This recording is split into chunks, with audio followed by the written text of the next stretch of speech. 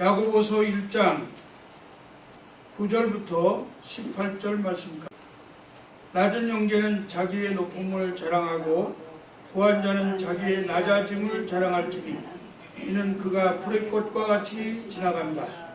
해가 돋고 뜨거운 바람이 불어 풀을 말리면 꽃이 떨어져 그 모양의 아름다움이 없어지나니 부한 자도 그 행하는 일에 이와 같이 쇠잔하리라. 시험을 참는 자는 복이 있나니 이는 시련을 견디어낸 자가 주께서 자기를 사랑하는 자들에게 약속하신 생명의 면류관을 얻을 것이기 때문이라. 사람이 시험을 받을 때에 내가 하나님께 시험을 받는다 하지 말라. 말지니 하나님은 악에게 시험을 받지도 아니하시고 친히 아무도 시험하지 아니하시는가. 오직 각 사람이 시험을 받는 것은 자기 욕심에 끌려 미혹됨이니 욕심이 잉태한즉 죄를 낳고 죄가 장성한즉 사망을 낳느니라. 내 사랑하는 형제들아, 속지 말라. 온갖 좋은 은사와 온전한 선물이 아기로부터 빛들의 아버지께로부터 내려오나니 그는 변함도 없으시고 회전하는 그림자도 없으시니라. 그가 그 피조물 중에 우리로 한 열매가 되게 하시려고 자기의 뜻을 따라 진리의 말씀으로 우리를 낳으셨느니라. 아멘. 오늘 본문은 신앙생활을 하는 가운데에서 시험을 어떻게 슬기롭게 잘 극복할 수 있는가 하는 것을 보여주는 말씀입니다. 사람들이 보통 시험을 당할 때 어떤 태도를 취할까요? 대개는 다음과 같은 태도를 취하는 것을 보게 됩니다. 첫째는 뭐든지 다 남 탓을 합니다. 모든 갈등의 원인이 사실은 남 탓을 하는 데서 비롯된다, 이렇게 생각이 되어지는데요. 가장 소중한 인간관계 공동체 중에 가장 작은 부분인 가정에서조차도 남 탓에 가정이 무너지는 것을 보게 됩니다. 다시 말해서 남편은 아내 탓하고 아내는 남편 탓하고 그리고 부모는 자식 탓하고 자식은 부모 탓하고 이렇게 서로 탓을 하다 보니까 가정의 행복이 무너진다 하는 거예요. 가정에서부터 탓하는 버릇이 생각되어지고 그것이 고착화되어지면 결국 모든 인생의 삶에서 고약한 그런 탓하는 인격과 체질로 사람이 바뀌어져 가게 됩니다. 그래서 내 탓이라고 말하는 것은 그 죄의 그 모든 근원을 끊는 그러한 동기가 될 수 있지만, 남의 탓이라고 뭐든지 남의 탓으로 돌리게 되면 그것은 나의 죄를 더 크게 증폭시키는 그런 역할을 하게 된다는 것을 기억하시면 좋겠습니다. 그리고 또 어떤 탓을 하냐면 환경 탓을 합니다. 자기의 주변에 많은 일들을 탓하게 되죠. 사람들이 자기의 잘못을 주변의 환경 탓으로 돌리는 경우가 많습니다. 사실은 환경이 이유가 될 수가 없는데 그거를 지나간 다음에 가만히 생각해 보면 자기가 길을 잘못 들었기 때문에, 어떤 일을 선택할 때 잘못 선택했기 때문에 그런 일들이 일어나는데 자기 자신에게 있는 거죠. 길을 잘못 선택한 자기 자신에게 있는데 그것을 자꾸 환경 탓을 합니다. 예를 들어서 말하면 우리가 가난하게 산다고 해서 도적질해서는 안 되잖아요. 그런데 가난을 핑계하고 도적질을 하게 됩니다. 누가 화가 난다고 해서 다른 사람을 칼로 상해하고 살인하고 이런 일들을 하면 안 되잖아요. 그런데 요즘은 분노가 너무나 조절이 안 돼가지고 많은 사람들이 뉴스에 보면 그 분노 때문에 화가 나서 그냥 지나가는 사람들을 몽둥이로 때리고 칼로 찌르고 하는 이런 일들이 일어나고 있다고 하는 거예요. 모든 잘못을 환경 탓으로 돌리게 되면 그 잘못에 대한 책임을 질 사람이 아무도 없고 결국 그 환경을 만들어준 하나님께 탓을 돌리게 되는 결과를 가져오게 됩니다. 또 마귀 탓으로 돌리는 사람들이 있어요. 자신의 잘못을 마귀 탓으로 돌리는 태도는 참 고약한 태도입니다. 너무나 무책임한 그런 태도라고 생각할 수 있습니다. 마귀가 설사 중간에 장난을 쳐서 그런 이런 일들이 일어난다 하더라도 내 마음과 또 의지와 그리고 하나님을 믿는 믿음 안에서 신뢰를 가지고 그 일을 내가 스스로 해결하면서 책임지겠다고 하는 그런 자세를 가지면 능히 그 시험을 이겨낼 수가 있다는 거죠. 또 어떤 사람들은 자기의 잘못과 시험으로 인해서 온 여러 가지 어려운 일들을 정당화시키려고 하는 경우가 있습니다. 나만 그런 죄를 짓습니까? 다른 사람도 다 하지 않습니까? 이렇게 하면서 그 일들을 보편화시키는 경향이 있습니다. 물론 다른 사람들도 다 똑같은 죄를 지을 수가 있습니다. 그렇다고 해서 그 죄가 정당화되는 것은 아니지요. 어디까지나 내 죄는 내가 지은 죄이고 내 잘못은 내가 행한 잘못이기 때문에 내가 책임을 져야 하는 것입니다. 또 어떤 경우에는 을 당했을 때 사람은 완벽하지 않기 때문에 실수할 수밖에 없다. 그래서 내가 실수한 것이다. 그렇게 변명하는 그런 사람들이 있습니다. 물론 사람이 완벽할 수는 없어요. 그러나 자신이 정말로 단단히 각오하고 결심했다고 하면 그 사건을 능히 극복할 수 있는 그런 지혜와 또 힘과 능력이 생겨날 수 있습니다. 우리는 사실 완벽한 존재는 아니지만 하나님께서 충분히 이 시험을 이길 수 있도록 창조된 사람이라 하는 것이죠. 고린도전서 10장 13절 말씀에 사람이 감당할 시험 밖에는 너희에게 당한 것이 없나니 오직 하나님은 미쁘사 너희가 감당치 못할 시험당함을 허락지 아니하시고 시험당할 즈음에 또한 피할 길을 내사 너희로 능히 감당하게 하시느니라. 그 시험을 이기지 못해서 자기 자신이 죄를 지은 것이지 애초에 죄를 지을 수밖에 없는 존재로 창조된 것이 아니다. 그 말이에요. 우리는 다 시험을 이길 수 있는 능력과 지혜가 하나님께로부터 주어졌다 하는 사실을 기억하시기 바랍니다. 왜 사람에게 시험이 찾아올까요? 이 질문은 상당히 중요한 질문입니다. 무엇 때문에 시험을 당하는지 혹은 시험이 어느 길로 오는지를 우리가 잘 알아야 이 시험에 효과적으로 대처할 수 있기 때문입니다. 근데 오늘 본문 말씀에 보니까 야고보는 두 가지로 이야기를 합니다. 첫째는 시험은 하나님 때문이 아니라 하는 것입니다. 우리 성도들은 하나님의 주권을 믿고 있고 우리가 시험 당할 때 하나님께서 시험을 주신 것으로 생각하고 왜 나에게 이런 고통을 허락하십니까? 이렇게 묻는 경우가 있어요. 그러나 엄밀하게 말하면 우리는 하나님의 주권을 인정하지 않기 때문에 그러한 시험에 들게 된다고 하는 사실입니다. 우리가 하나님의 주권을 믿는다고 하면 나에게 주어진 이러한 시험이 하나님께로부터 왔구나 그렇게 생각하지 않습니다. 그래서 왜 하나님 나에게 이런 고통을 주십니까? 이렇게 질문하지 않는다는 거죠. 오늘 본문 1장 14절 말씀에 사람이 시험담을 받을 때에 내가 하나님께 시험을 받는다 하지 말지니 하나님은 악에게 시험을 받지도 아니하시고 친히 아무도 시험하지 아니하시느니라.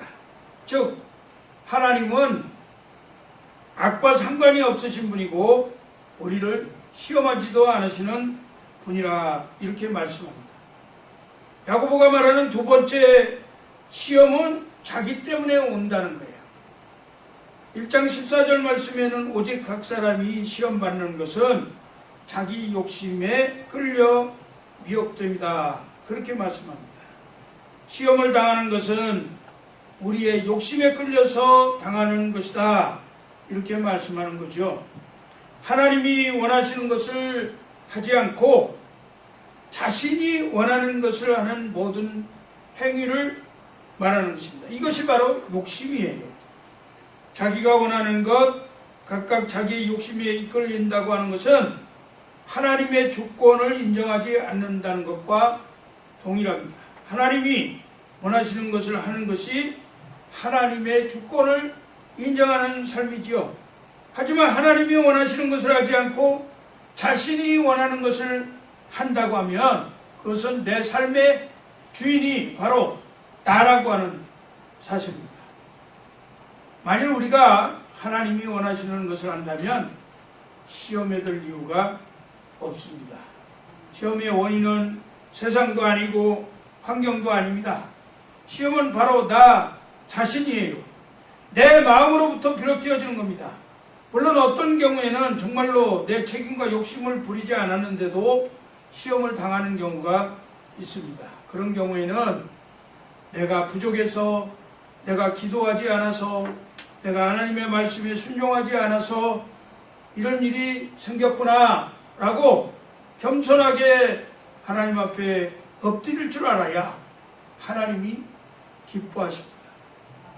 시험을 당할 때 나는 잘못이 없다고 생각하다 보면 사람들은 필연적으로 그 원망의 자리로 가게 된다는 거예요. 하나님은 원망하는 것을 대단히 큰 죄로 여기십니다. 왜냐하면 원망이라고 하는 것은 기본적으로 마음의 간사함을 나타내는 것이고, 원망을 하다 보면 필연적으로 하나님을 원망하는 자리로 나아가기 때문에 그렇습니다. 그렇다면 시험을 이기는 가장 좋은 방법이 무엇일까요? 시험을 이기려면 어떻게 해야 할까요?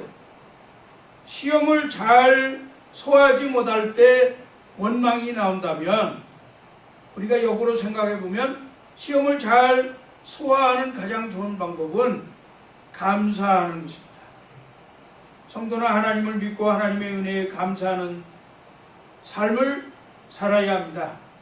그런데 감사 중에서도 차원이 높으면서 또 가치 있는 감사가 있는데, 그것은 성공했을 때만 감사하는 것이 아니라 실패하고 좌절하는 가운데서도 하나님께 그 일에 대해서 감사한다 하는 것입니다. 이것을 우리 성경은 범사에 감사하라 그렇게 말씀하죠. 사실 범사에 감사한다는 것 참 많이 듣는 말이지만 결코 쉬운 일이 아닙니다. 다른 사람의 비극을 보면 우리가 가서 감사하라고 이렇게 권면하고 위로하기는 쉽지만 막상 그 비극이 나에게 닥쳐온다면, 어려움과 시련이 정말 나 자신에게 닥치면 감사하다 하는 그런 고백보다 원망하고 좌절하는 그런 경우가 우리 스스로 많이 있는 것을 발견합니다. 그러나 우리는 패했을 때에도 그 빈자리에서 감사할 수 있어야 합니다. 그래야 이것이 훌륭한 감사이고 성숙한 성도들이 할 수 있는 삶이라는 것이죠. 매사가 성공해서 감사하는 것 쉽지만 고통과 시련 가운데서 슬픔의 눈물을 흘리면서 외롭게 하나님 앞에 나아가서 감사하기가 참으로 쉽지 않아요. 우리는 눈물 중에서도 끝까지 흔들리지 말고 견고하게 감사하는 그런 고차원적인 신앙생활을 해야 할 것입니다. 그러면 하나님은 반드시 우리에게 웃는 날을 주실 것입니다. 눈물 속에서도 감사할 줄 아는 사람이 진짜 하나님의 자녀, 신실한 그리스도인, 충성된 하나님의 백성이라고 말할 수 있는 것입니다. 그러므로 우리는 주어진 모든 환경에 대해서 어떤 상황에서든지 하나님께 감사해야 합니다.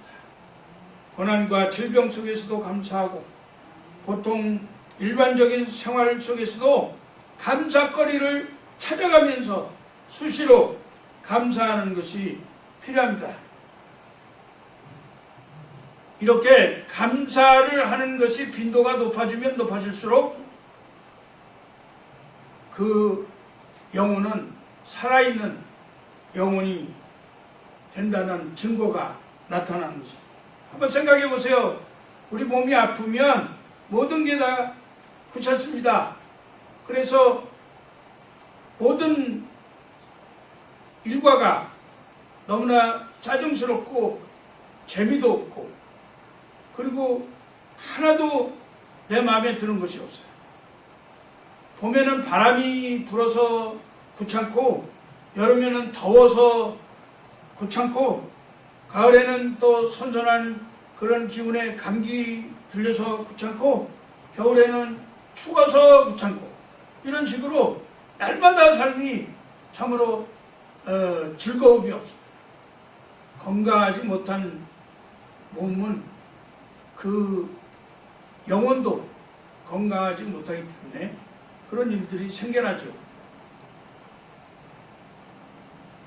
그런데 몸이 건강하면 추위도 잘 견디고 또 더위도 쉽게 견디면서 그 계절의 변화를 너무나 아름다운 것으로 또 기쁜 그런 모습으로 즐겁게 대하면서 그 삶의 생동감이 넘치는 것을 보게 됩니다. 우리 영적인 신앙생활도 마찬가지예요.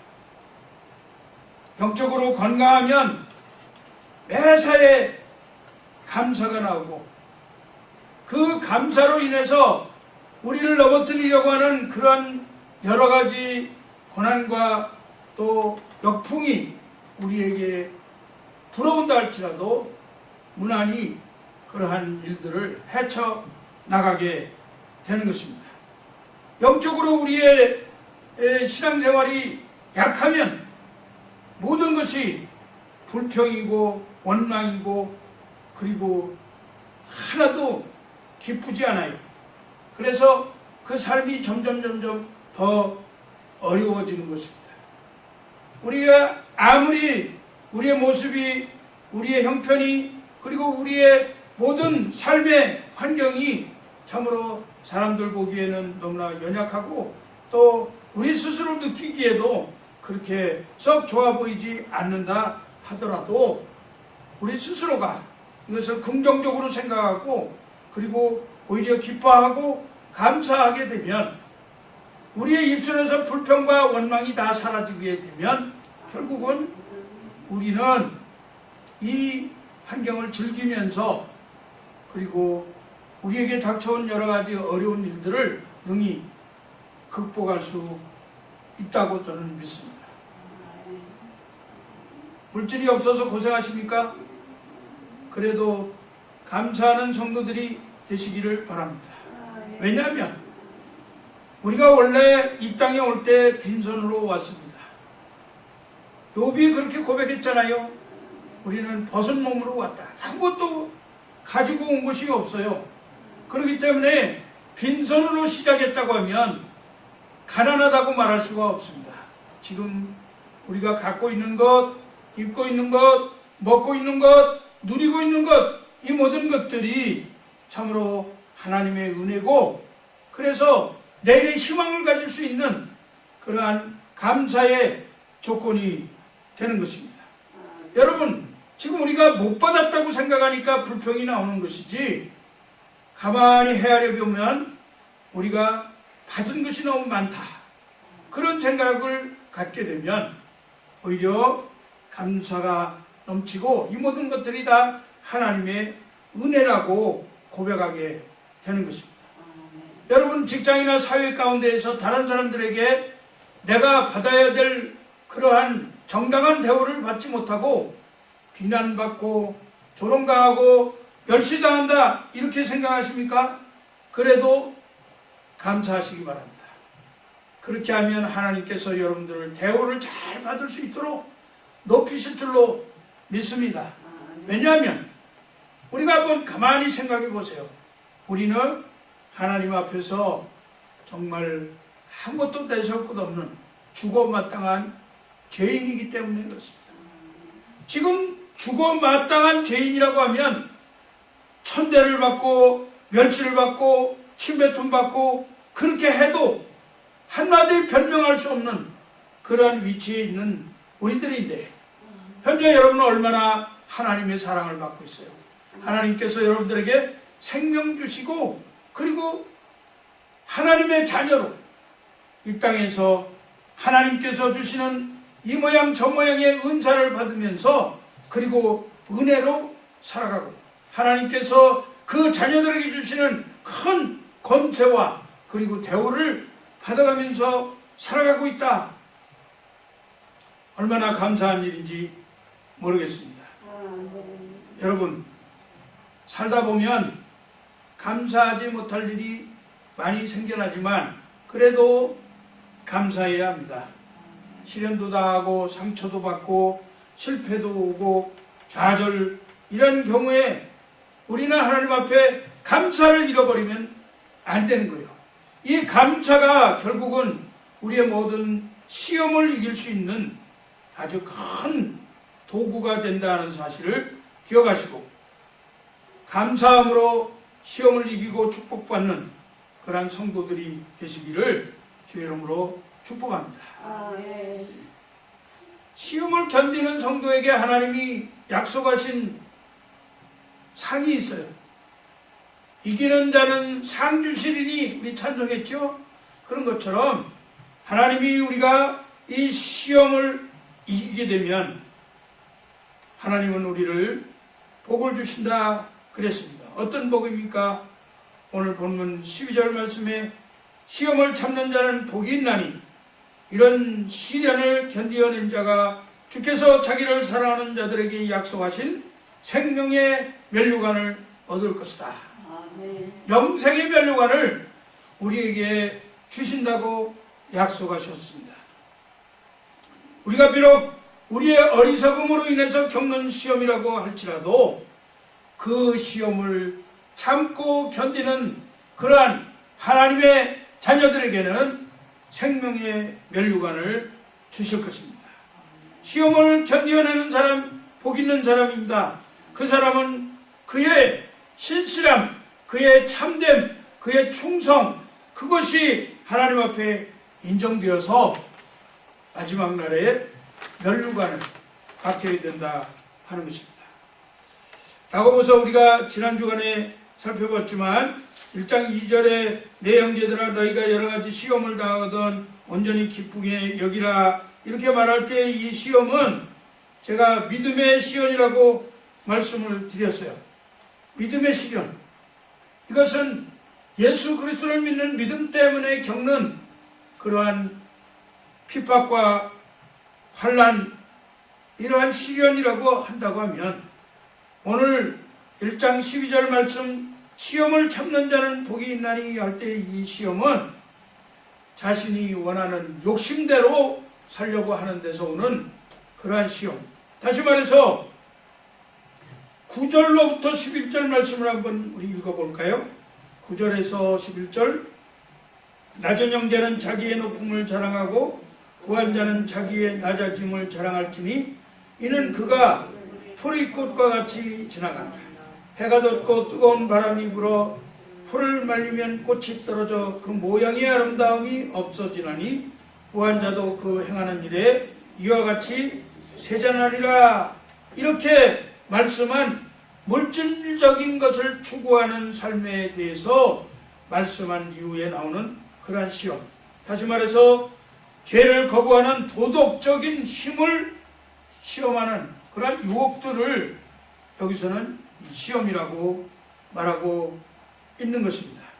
하나님이 원하시는 것을 추구하지 않고 이 땅에서 풀과 같이 세전하고 꽃과 같이 아름다움이 떨어져 버릴 그러한 명예와 자랑과 물질의 부여 같은 자신이 원하는 욕심을 취해서 받게 되는 시험이다, 그런 말씀입니다. 비록 자신이 원하고 추구하는 것을 살다가 어려움을 당하게 될지라도 그 고난과 시험에 대해서 하나님께 매달리고 견디고 이겨내기를 소망하면서 기도하는 사람에게 하나님은 생명의 면류관을 허락해 주십니다. 오늘 1장 15절은 욕심이 잉태한 즉 죄를 낳고 죄가 장성한 즉 사망을 낳느니라, 그렇게 말씀했는데, 우리가 원하는 대로 살다가 시험에 들었을 때 하나님을 원망하고 하나님을 떠나서 죄를 짓게 되면 우리는 죽음에 이르게 된다 하는 사실이에요. 우리가 원하는 대로 살려는 마음을 그대로 두고 시험에 들었을 때 하나님을 떠나서 살게 되고, 그리고 그 삶 속에서 욕심이 생겨나서 죄를 낳게 되고, 죄가 점점 자라서 커진 다음에 너무나 이 죄가 크니까 하나님의 얼굴을 가리게 됨으로써 우리는 영원한 멸망, 죽음에 이르게 된다는 말씀입니다. 이제 말씀을 맺으려고 합니다. 인내라고 하는 말이 헬라어로 휘포모네라고 하는 말인데, 휘포모네 이 말은 어떤 상황 아래서도 흔들림 없이 머물다, 그런 뜻이 있습니다.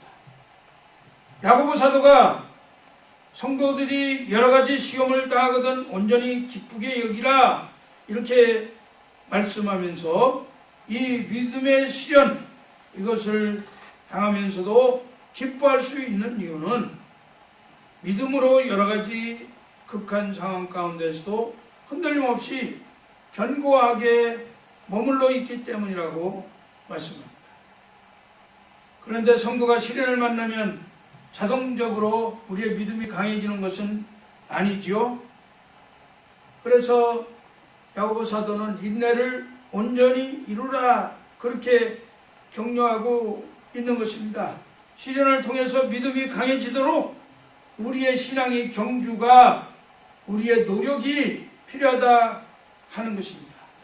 여러분, 우리에게 이와 같은 환경을 주셨을 때 이 환경에 좌절하지 말고, 이 환경을 바라보면 절망, 또 낙심, 이런 것들이 생겨나지만 이러한 것들을 오히려 하나님을 의지하는 믿음을 가지고 우리가 더욱 열심히 하나님 앞에, 하나님의 말씀 앞에 충성하고 또 우리의 삶을 더 신실하게, 그리고 하나님이 기뻐하시는 그러한 정결한 삶으로 노력한다고 하면 하나님이 오히려 우리에게 이 인내를 온전히 이룬 그러한 성도들로 기억하시고 생명의 면류관을 우리에게 주실 것입니다. 하나님은 우리에게 시험을 주시는 분이 아니시고 언제나 선하고 좋은 것만 주시는 분이라고 말씀합니다. 하나님께로부터만 선한 것을 얻을 수 있고 온전한 은사를 받고 누릴 수 있는 것입니다. 야고보서 1장 17절 18절 말씀을 읽어볼까요? 온갖 좋은 은사와 온전한 선물이 다 위로부터 빛들의 아버지께로부터 내려오나니 그는 변함도 없으시고 삐져나는 그림자도 없으시니라. 그가 그 피조물 중에 우리로 한 천 열매가 되게 하시려고 자기의 뜻을 따라 진리의 말씀으로 우리를 낳으셨느니라. 하나님이 좋은 은사와 온전한 선물을 가지고 계신 분인데 그 하나님께서 우리에게 그러한 사랑을 베풀어 주셨다. 그렇게 하기 위해서 이 진리의 말씀 복음으로 우리를 거듭나게 하셨다. 그렇게 말씀하는 거예요. 여기 우리를 낳으셨다 그 말은 우리로 하여금 다시 거듭나도록 하나님의 자녀로 삼아주셨다, 그런 말씀입니다. 내가 원하는 대로 산다고 해서 온갖 좋은 것과 온전한 것들을 얻을 수 있다고 생각하면 오산입니다. 우리의 힘 가지고 되는 것이 아니에요. 우리의 눈물 가지고 되는 것이 아니에요. 좋은 것을 누리기 위해서는 이 온갖 좋은 것과 온전한 은사를 가지고 계시는 하나님의 주권을 온전히 인정하면서 하나님이 원하시는 것에 순종하며 살아야 할 것입니다. 욕심에 매여서 살다가 시험에 들지 말고 오히려 그 욕심을 다 버리고 시험 가운데서 인내로서 기쁨으로 하나님과 동행하는 우리 그레이스 라이프 아닌 교회 성도님들 되시기를 주의 이름으로 축복합니다.